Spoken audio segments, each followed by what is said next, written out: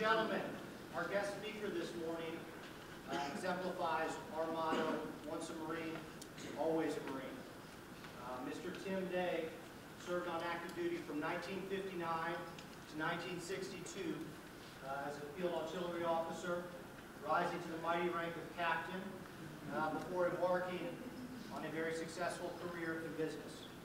Mr. Day is the founder, chairman, and CEO of Bar S Foods Company.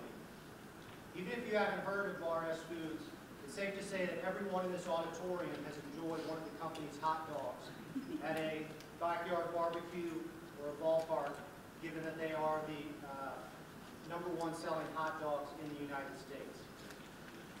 Now we all know from Colonel Donovan about the unique opportunities that Mr. Day has sponsored at Harvard Business School for former Marines and even for career officers. But that's just one of many things that Mr. Day does to support the Marine Corps. Through his foundation, which he founded after 9/11, he's been actively involved with the Semper Fi Fund, the Marine Corps Scholarship Foundation, as well as our very own Marine Corps University Foundation. Perhaps his greatest contribution to our Corps, though, is the tremendous support he has lent to the National Museum of the Marine Corps, contributing $17 million for the development and expansion of that beautiful museum. Mr. Day has touched the lives of so many Marines through his continued faithfulness, and we're lucky to have him here at EWS this morning to speak to us. Without any further ado, let's give him a warm welcome.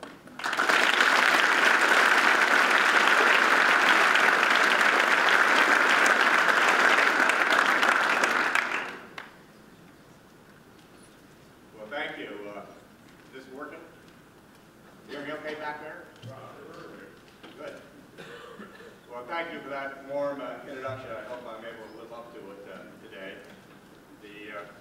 The Colonel knows that I have from time to time addressed a number of Marine units, usually related to the birthday, and so he asked me to come out here today and talk with you all and discuss how my Marine experience long ago has had a very profound and positive impact on my life, and perhaps it will provide some insights for some of you that you haven't thought about. Because if you haven't spent some time thinking about how the Marine Corps has impacted you, let me assure you that it will have a significant influence on your life's journey no matter what road you choose to take. And even though my call to duty was a long, long time ago, probably before many in this room were born, I think there are some lessons that are timeless. I think I've been given enough time that maybe I ought to just start at the beginning. And like many of you, I've often been asked, why did I join the Marine Corps? Well, I don't remember what first attracted me, but I do know that every Marine I met growing up as a young lad were sharp, squared away. They stood tall. They were physically, mentally fit, disciplined, action-oriented, and fiercely proud. And I wanted to possess those qualities, to be one of them. I do have a clear recollection of when I first encountered a Marine officer. I was 18 at the time, just old enough to be invited to this big gala function. It was sort of like the premier social event in the area of New York City where my family lived. And it was the first time I was old enough to wear a tuxedo, formal evening attire. I thought I was pretty hot stuff. Very impressed with myself. As I think most of my friends were that had first been invited to, just old enough to go to this function. And so we were gathered that evening, standing in a corner. And, you know, we're checking out the beautiful women in their flowing gowns. There were hundreds of people in that ballroom. And suddenly, it sort of all quieted down. Hush came over that room. And in walked Donnie Ross, a Marine lieutenant in his dress boots. Well, Donnie was about 5 years older than we were. He had been a prominent high school athlete, so he was already a hero in our eyes. But this was a very, very different man. He'd clearly undergone a dramatic change. It wasn't just the uniform. It was his whole aura, his stature, his bearing, the way he carried himself, the way he walked, talked, and gestured. What we Marines call command presence, and Lieutenant Ross definitely had it. And he stood out from the hundreds of other people in that room as someone with a clear and serious purpose, a leader, and a warrior. And as I was taking this all in, I had a rather painful and deflating moment of truth when I realized, by comparison, I was just a kid with a lot of growing up to do. Well, I had wanted to be a Marine before that evening, but that event really crystallized my determination.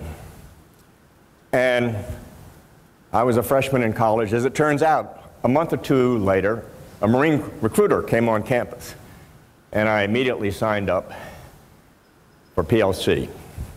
I think that still exists. I think you all know what that was. I knew deep, before he even came on campus, I knew deep inside of me that this was something I had to do, that it would have a profound impact on my life. And so he didn't have to say a word. I said, where do I sign? I mean, I was ready to go. And so I ended up spending the summer of 1956, a long time ago, and 58 here in Quantico, Virginia, running those god-awful hill trails night and day under the watchful eye of screaming DIs. You know, more than 50 years ago, but there's some things you just don't forget. And so I graduated from college in 1959 and almost immediately was given orders to report to the basic school to start my active duty. And my service in the Corps fulfilled the promise of adventure and travel, challenge, excitement, those elements that most of us young men seek out. But more important, it completed my transformation from youth to manhood and had a profound impact on my core values, on my personal traits, on my character. And that influence guides my actions to this day. I'm sure all of us recognize that we derive great benefit from our Marine training and our Marine experiences. I like to think of them as priceless gifts,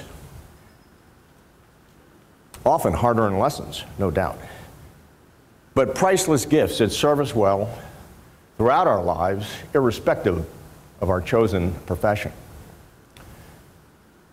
And the Colonel has asked me to share some of those lessons, those experiences that I think have been very beneficial to me as a Marine, as a business executive and leader of Barras Foods Company. Barras Foods Company was briefly covered. I founded it in 1981 and served as chief executive officer for 31 years.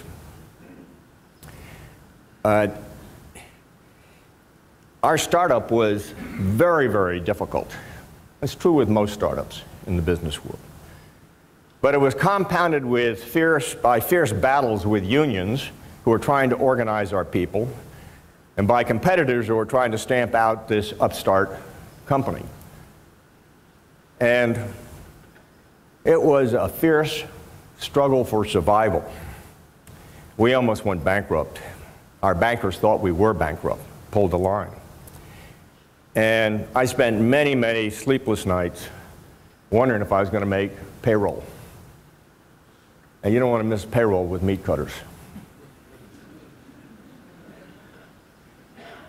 But we persevered. And in time, we built a really strong and vibrant enterprise. And now our company has 5 modern state-of-the-art production facilities and distribution facilities in Oklahoma. And we are a leading national marketer of processed meats. And if If I said AC Nielsen, will all of you have an idea what I'm talking about? AC Nielsen data, it's marketing data really taken out of the retail trade industry that shows your relative market share, your relative volumes, your pricing versus your competitors by market, by region, and by nationally. Well, if you had access to that data and looked at national data by volume, Bar S is the #1 selling hot dog in the country by a large margin. On a national basis, if you have a 5% share of the national market, you got a pretty big business. We have a 24% share of the hot dog business. We have about a 12% share of the sliced luncheon meat business. We're the second biggest brand. We have a 19% share of corn dog business. We're the third biggest competitor there, third biggest share in the marketplace. And we're the #5 brand in bacon and the #4 brand in smoked sausage. So pretty significant volumes that add up to about, well, a little over $800 million a year in annual sales. So pretty big, pretty successful company. And we hope that you all have our product somewhere in your refrigerators at home.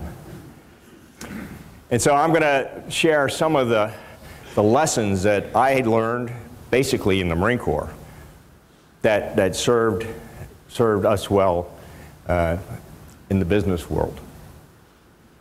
Well, first, the Marine Corps taught me the real meaning of honor, courage, commitment, and duty.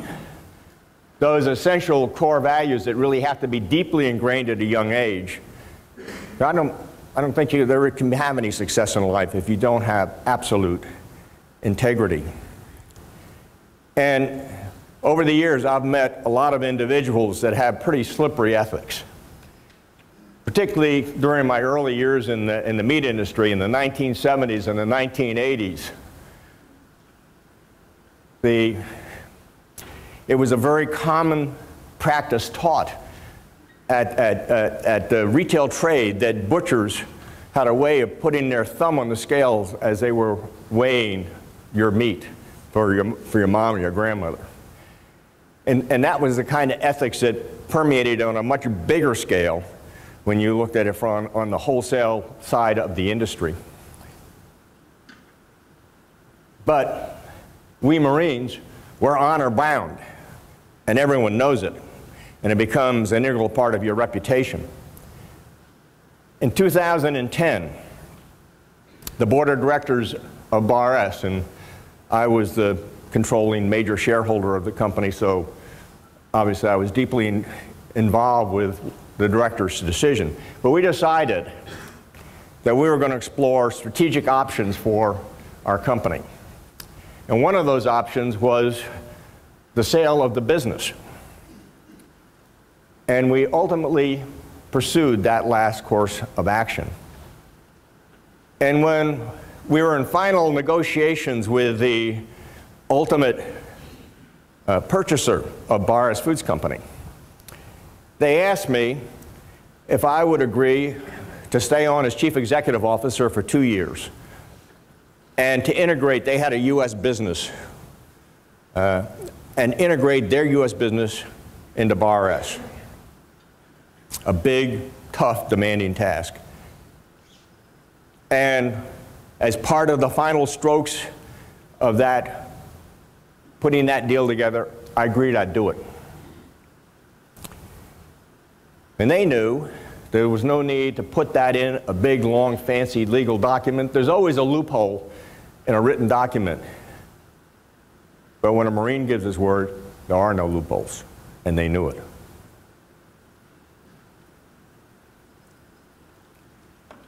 Second lesson that I learned in the Marine Corps, it developed in me the physical and mental and emotional toughness to persevere and prevail in the face of great adversity.